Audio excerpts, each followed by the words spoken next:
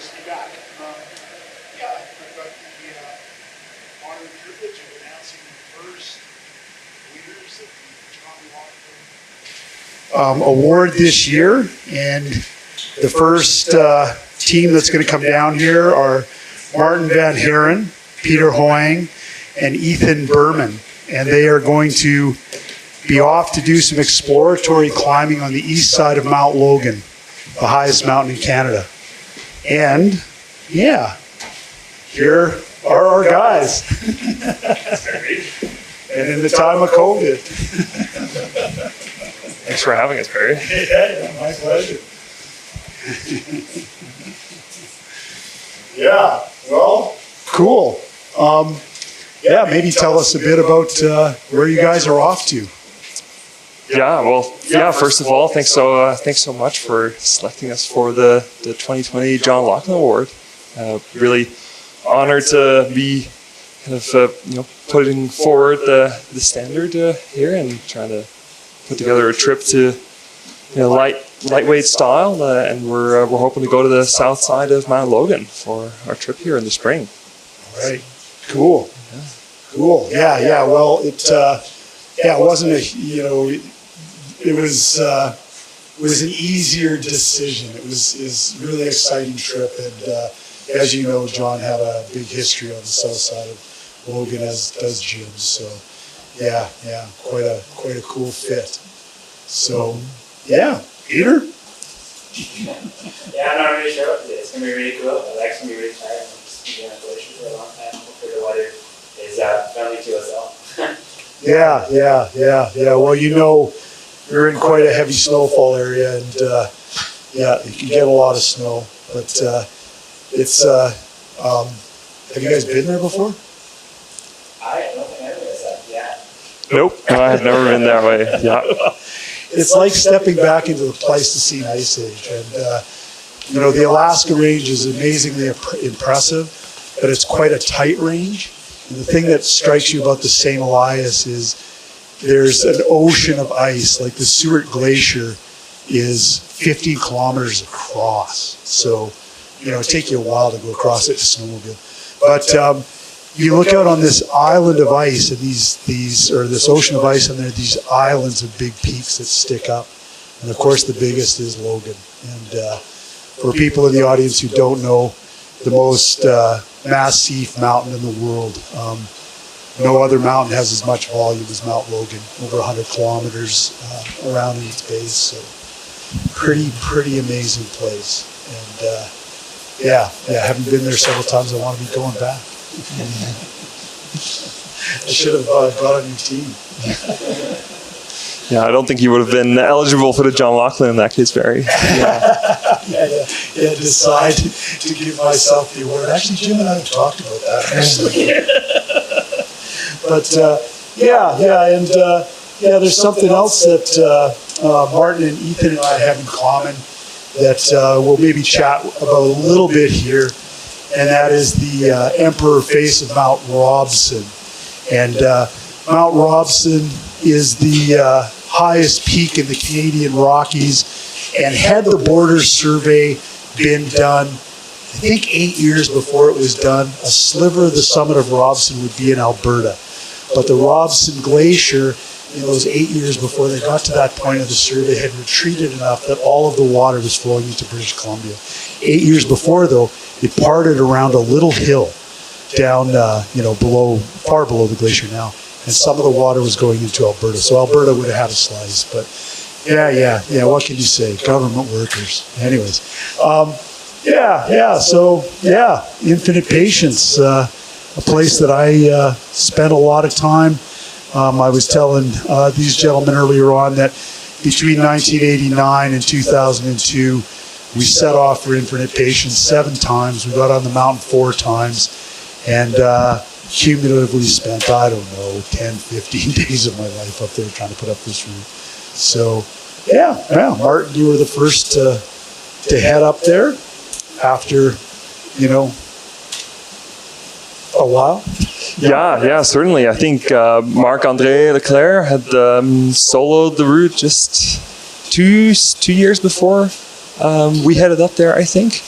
And it's as you know, it's amazingly impressive as you come around on the hiking trail up to Berg Lake.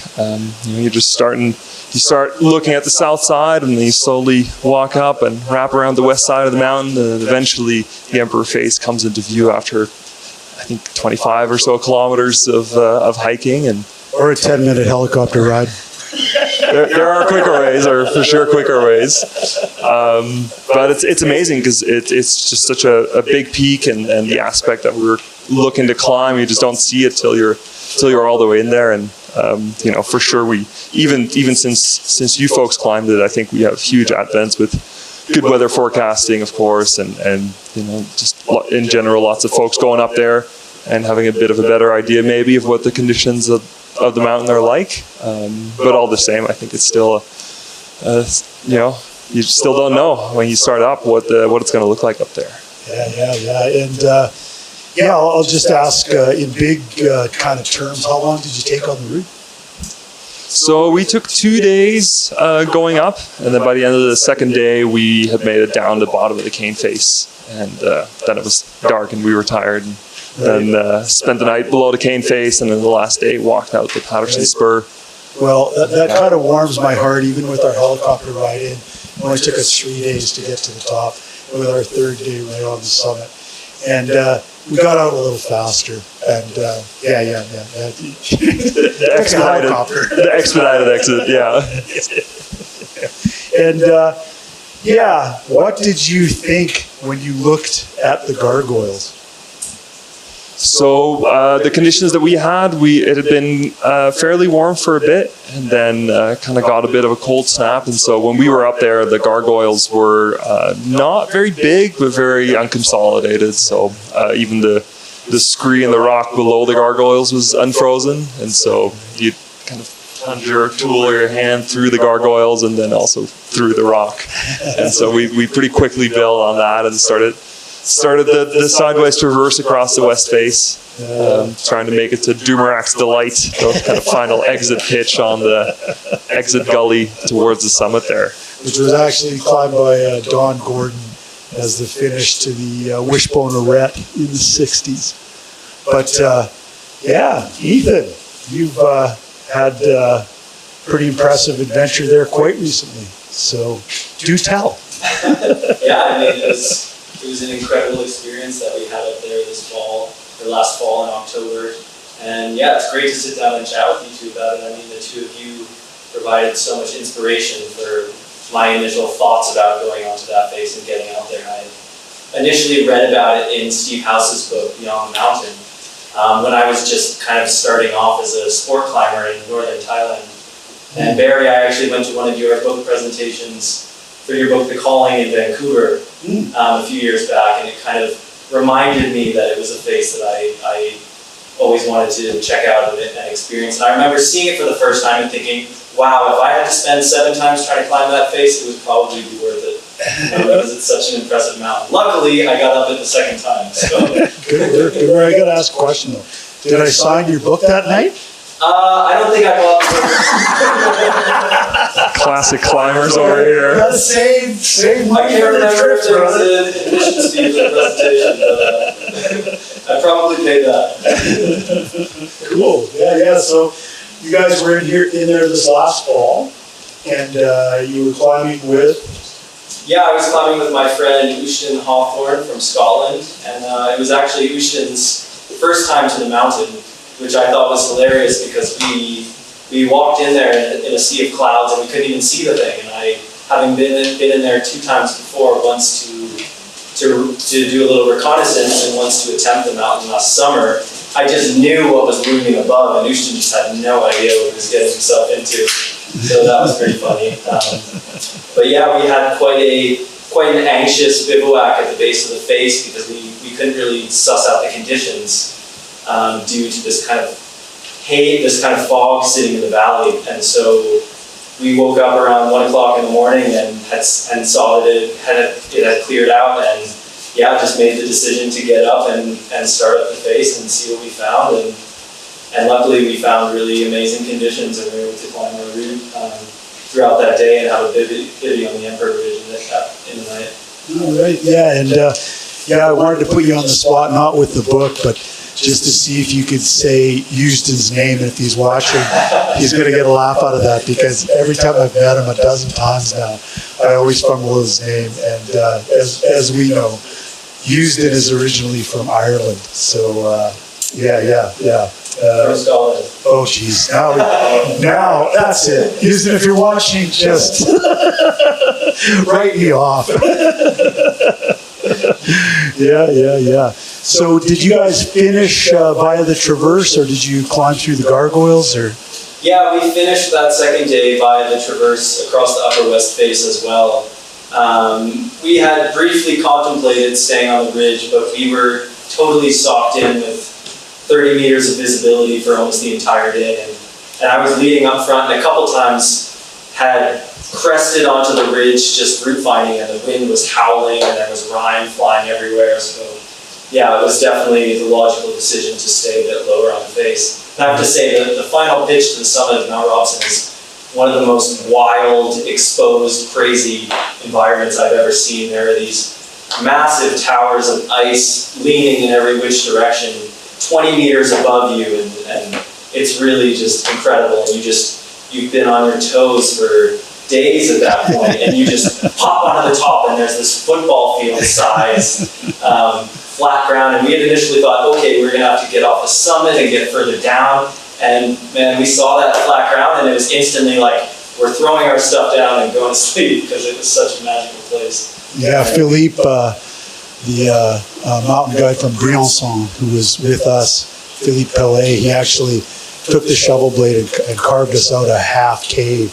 which was pretty cool, actually. And how about that Traverse, eh? Speaking of being on your front points and your calf muscles, is there any way to relate to the viewing audience how much pain can exist in the calf and still have it be able to kick into the ice and try to find a rock to stand sideways on, or a place to get your foot sideways? Yeah, exactly. It's all, as you know, it's all about that sideways foot, just to give the calves a little bit of a break. But it's a long way sideways. I think it's over a kilometer, I think, going sideways. 45-degree ice for a kilometer. You see a rock sticking out of the ice and you want to just jump onto it, but you realize if you jump, you're going to fall, and the last screw is half a rope length back, and it's not going to end well. So you have to control the urge to jump and get the weight off your calf. Those rime formations. The only mountain in the Rockies that I've ever seen them on. And because it's 700 feet higher, and it's, nothing out to the west really that blocks those winds for quite a ways. And when you stand at the Fraser River, there's 3,000 meters of relief to the summit of Robson, which I just find just so impressive, because that's the equivalent of being on the Rombach Glacier below the north side of Everest. It's the exact same amount of relief, just that Everest starts higher. And amazingly impressive mountain. And your route, Ethan, did it have a combination? Was there water ice at all, or was it all alpine ice? I'm curious. Yeah, I would say it was almost all alpine ice. It had been a very snowy spring, and I went out to look at the face in June, and there was still so much snow up there.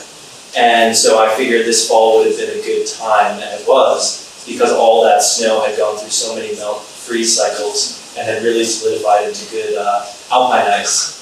And so the initial pitch up lower on the face that you climbed, Barry, was nowhere to be seen. It was much too warm when you were there, that low in the face. But yeah, we found really solid, amazing alpine ice conditions with no real fresh snow, no avalanche hazard whatsoever.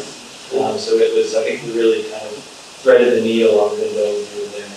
Yeah, we were much the same in late October, and the water ice pitch, so frozen waterfall climbing, that we climbed to access the lower part, get on the mountain proper or onto the face.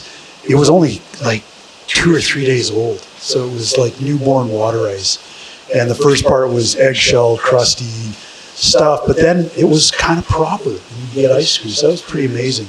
And a lot better than the other times when we'd gone up underneath the Serac and, you know, jogged over the 26-inch console TVs. Now I'm dating myself. Chunks of blue ice, some of them the size of freezers, little Volkswagen Beetles, and going through there nervously and quickly because at any time it could repeat. Yeah. Yeah, So, we had kind of picked our way from climbers right to left and kind of scrambled up through the rock bands to the side there and just made our way up through. And luckily, I mean, that pitch was literally a waterfall when we were there. So luckily, things solidified at this very distinct level and everything was frozen above that. cool. Good work. And that initial gully on Infinite Patience, that's ancient, almost glacier ice. There's a silhouette of what might have been a very small pocket glacier left in that core.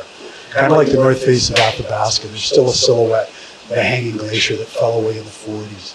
So, yeah. Yeah, you can just imagine how that mist glacier that sort of sits at the bottom of the face there would have crept over further and further to the right as, way back when. Yeah. Yeah, and I think we actually had snow in all that lower cooler and quite a bit of spindrift. Like Ethan, we had kind of scrambled around in the rocks there and then started coming up the couloir there. Good choice. Things do get learned over time.